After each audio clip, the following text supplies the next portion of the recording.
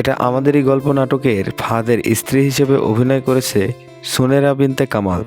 বাংলাদেশের গ্ল্যামার জগৎ বা অভিনয়ের দুনিয়ায় বর্তমান সময়ের অন্যতম আলোচিত নাম সুনেরা বিনতে কামাল।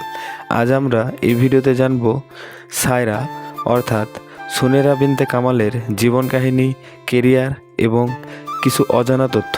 তো চলুন আজকের ভিডিওটা শুরু করা যাক। সুনেরা বিনতে কামালের ডাকনাম হলো সুনেরা। তার জন্ম 1995 সালের 22 আগস্ট বাংলাদেশের রংপুরে।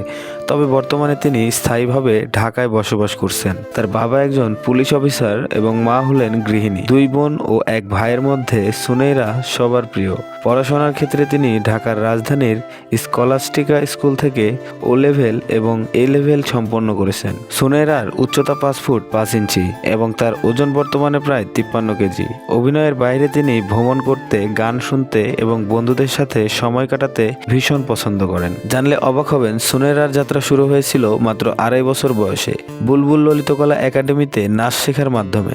এরপর 2011 সাল থেকে তিনি র্যাম্প মডেলিং শুরু করেন। পরবর্তীতে স্টার সিনেপ্লেক্স প্রযোজিত নডরাই চলচ্চিত্রের মাধ্যমে বড় পর্দায় তার অভিষেক ঘটে। ছোট পর্দায় তার প্রথম নাটক ছিল তোমার পাশেই রেখো। তার উল্লেখযোগ্য কিছু নাটকের মধ্যে রয়েছে প্রজাপতির মন, পূর্ণতা, মন রে, আমি তুমি তুমি আমি এবং ফিরে আসা ভালোবাসা। এবং বর্তমান সময়ে এটা আমাদেরই গল্প নাটকের সায়রা চরিত্রে দুর্দান্ত অভিনয় করছেন সুনেরা।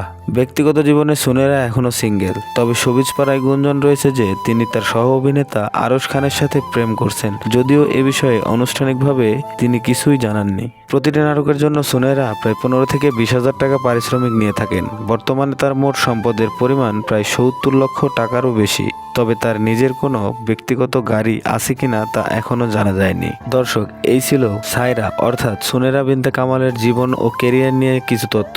আপনাদের কাছে তার অভিনয় কেমন লাগে অবশ্যই কমেন্টে আমাদেরকে জানাবেন।